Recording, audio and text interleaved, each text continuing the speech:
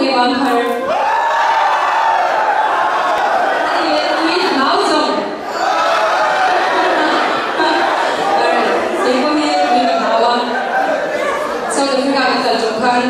所以多所以sau đó là cần chủ khan nên rằng là hay thà hi anh em phải chú chung lấy vào cái ông hoàng khan là làm phải tụi nó phải chú mình theo cái chuyện làm cho anh nghe full moon khan we phone hi anh sẽ chỉ được ya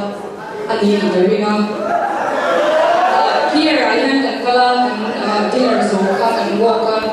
cho anh we come to figure out what thì cái gì mà mình kể cái chuyện này là wow mới rồi chú còn khác cái nhà anh sang thì chú tùy con cái nào học cũng là chỉ vui cũng sẽ bị vào một cái này hú cái cái gì chú anh thì chú ấy cái à hai tùy à hai bên trả thì cái thứ ba chỗ có hình trả chẳng là lâu cả lâu cái gì xem khác liền khác và chỉ hết ra các thuộc để tất cả sao đi thì viên chân sẽ thay để làm mình chìm cái đó cái gì à cho nên trong cho nên cái movie thì cái này là tùy phone hoặc học được tụi con mình là phải sự là luôn chiên ăn tô ăn cái gì thì là cái người nào đuổi em đi à đơn quyền thì là công ty xem cái gì cho nên là cái cái gì mà thì để cho những cái đồ dùng thì ông có số cái điều đó thì cái số này cái đồ dùng thì đồ chín mấy là January cả December cả những cái đồ tốt chín đầu sang xia cái chín na cho nên cái số cái đồ này anh em chín được avang hiện là cái đồ này hết bị cái số cái bây giờ cái đầu này thì suy nghĩ thì hai sự kiện này cần theo hai sự kiện rồi chúng ta chỉ để bảo tụ bị kiện cha và thì tùy lão lệ tùy hiểu theo lâu sống chúng ta lệ tùy hiểu theo chúng ta con này chứ chúng ta nghe giờ mấy ta